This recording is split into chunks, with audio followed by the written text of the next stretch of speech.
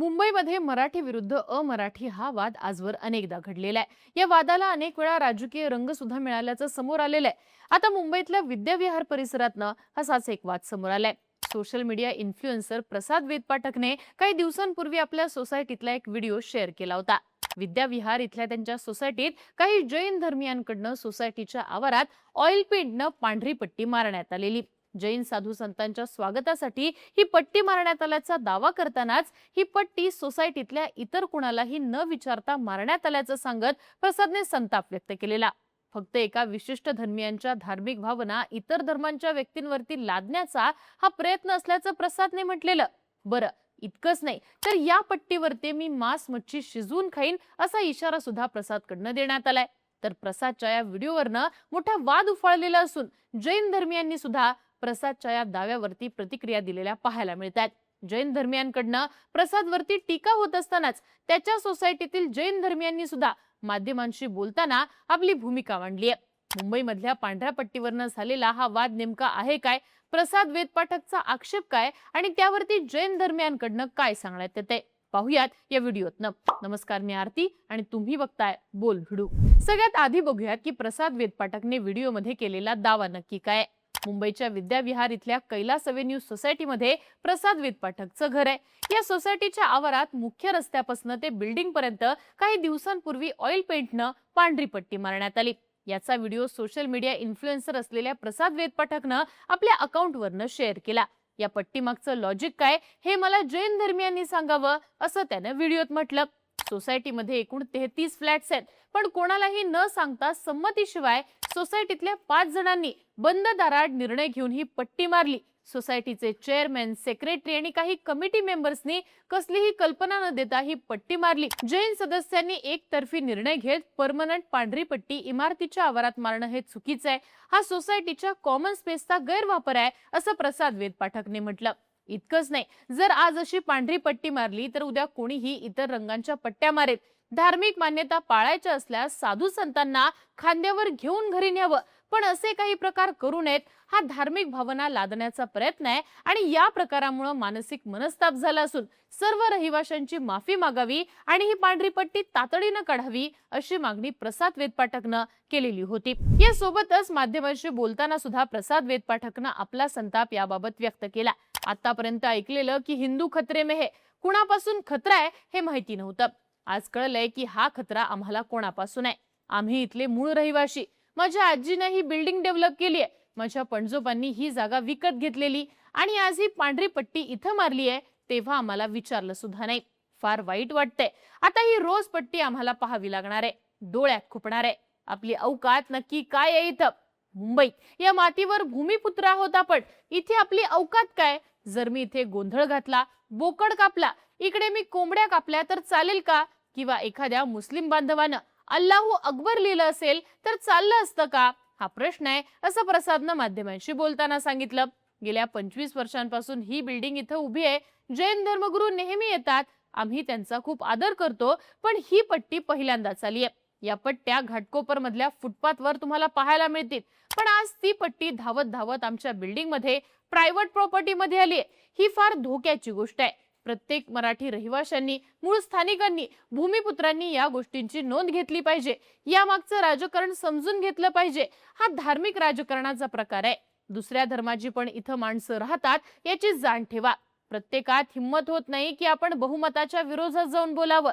मी ती हिम्मत दाखवली आहे। माझं एवढंच म्हणणं आहे की प्रायव्हेट प्रॉपर्टीमध्ये जर आम्ही राहतोय तर सगळ्यांना विचारून ही पट्टी मारली असती तर कोणीच आक्षेप घेतला नसता, पण तसं काही न करता लोकांच्या संगनमताने हे झालं, हा माझा आक्षेप आहे असं प्रसादने स्पष्ट केलं। आता एकीकडे प्रसाद वेदपाठक फक्त आपला आक्षेप नोंदवून थांबला नाही, तर त्यानं आपला संताप व्यक्त करताना मला जर यासाठी धरणे आंदोलन करावं लागलं तर मी तिथे खाली मांडी घालून बसेन, मग मी तिथं काहीही खाईन। मी रोज नॉनव्हेज खातो, तिथे बसून मांस मच्छी खाईन असा इशारा सुद्धा त्याच्याकडनं देण्यात आलाय।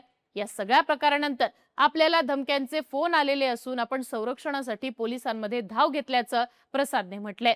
तसंच या सगळ्या प्रकारावर प्रसादच्या सोसायटीमध्ये घाटकोपर पोलीस आणि सीआयडी पोलिसांचं पथक दाखल झालं आणि त्यांच्याकडनं देखील चौकशी करण्यात आली। दरम्यान प्रसादचा हा व्हिडिओ व्हायरल झाल्यानंतर त्यावरती काही जणांनी प्रसादला पाठिंबा दिलाय, तर जैन धर्मियांकडनं प्रसादच्या कृतीवरनं त्याच्यावरती टीका करण्यात आली आहे। जैन धर्मियांकडून ही पांढरी पट्टी सोसायटीत का मारण्यात येते याचं कारण स्पष्ट करण्यात आलंय।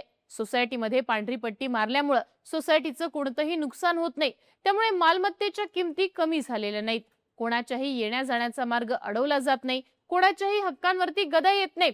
खरं तर भारतातील अनेक मंदिर आणि धार्मिक स्थळांवर, विशेषतः जिथं साधू संत आणि भाविक अणवाणी चालतात, तिथं अशा प्रकारच्या प्रथा पाळल्या जातात। जैन धर्मगुरू चप्पल घालत नाहीत, सध्या ऊन जास्त आहे, त्यामुळे चालताना कमी चटके बसावेत यासाठी ही पांढऱ्या रंगाची पट्टी मारली जाते, त्यामुळे उन्हाचा त्रास कमी होईल। याशिवाय जैन समाजात कोणत्याही प्रकारची हत्या केली जात नाही, चालताना रस्त्यावरील शेवाळांवरील जंतू मारले जाऊ शकतात, यासाठी सुद्धा ही पट्टी मारली जात असल्याचं सोशल मीडियावर काही जैन धर्मियांकडून व्हिडिओद्वारे सांगण्यात आलेलं आहे। दरम्यान प्रसादच्या कैलास अव्हेन्यू सोसायटीमध्ये ज्या जैन धर्मियांकडून ही पांढरी पट्टी मारण्यात आली, त्यांनी देखील माध्यमांसमोर बोलताना आपली भूमिका स्पष्ट केली आहे। यावेळी प्रसाद वेद पाठक, त्याची बायको आणि या जैन धर्मियांमध्ये वाद झाल्याचं देखील पाहायला मिळालं। जैन धर्मियांनी दिलेल्या माध्यमांना माहितीनुसार आजूबाजूच्या बिल्डिंग मध्ये सुद्धा काही ठिकाणी अशी पांढरी पट्टी मारण्यात आली आहे। आमचे साधू संत येतात तेव्हा त्यांना चालत येता यावं यासाठी ही पट्टी मारण्यात येते।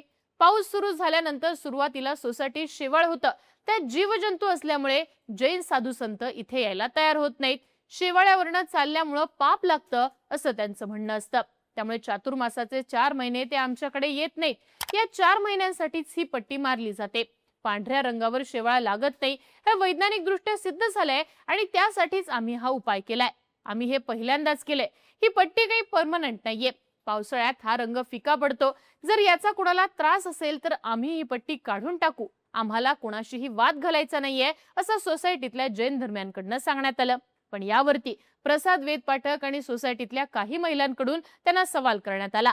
सोसायटीतल्या 33 सभासदांची मीटिंग घेऊन तुम्ही रीतसर परवानगी का घेतली नाही असं त्यांच्याकडनं विचारण्यात आलं, तेव्हा मात्र या जैन धर्मियांनी आम्ही सोसायटीच्या कमिटीला पत्र देऊन रीतसर परवानगी मागितली, कमिटीने यामध्ये कोणालाही त्रास होणार नाही असं सांगत आम्हाला परवानगी दिली, त्यामुळे सगळ्या 33 सभासदांची परवानगी घेण्याची वेळच आली नाही असं देखील जैन धर्मियांकडून स्पष्ट करण्यात आले।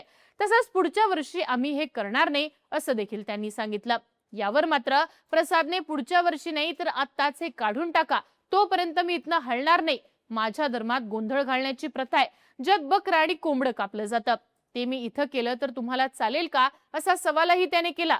त्यानंतर प्रसादकडनं जैन समाजाला हात जोडून विनंती देखील करण्यात आली, आम्ही भूमिपुत्र आज अचानक शत्रू कसे झालो, जीवदया कुठे, जैनिझम, करुणा, प्रेम कुठे असा प्रश्नही त्याच्याकडनं विचारण्यात आला। आता या सगळ्या परिस्थितीत सोसायटीचे सरचिटणीस सतीश जयस्वाल यांनी माध्यमांना प्रतिक्रिया दिली आहे। प्रसाद वेद पाठक याचं विरोधाचं पत्र आम्हाला मिळालं असून त्याला आम्ही महाराष्ट्र कोऑपरेटिव्ह सोसायटी ऍक्ट प्रमाणे उत्तर देऊ।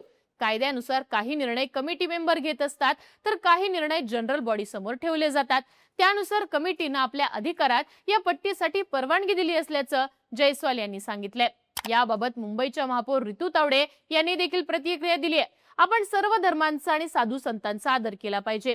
एखाद्या सोसायटीत अशा पट्ट्या मारल्या असतील तर तो त्या सोसायटीचा प्रश्न आहे, सोसायटीने परवानगी दिली असेल तर काहीच हरकत नाही, एका व्यक्तीने विरोध केला म्हणजे सगळ्यांचाच विरोध आहे असं होत नाही असं महापौर रितू तावडे यांनी म्हटलंय।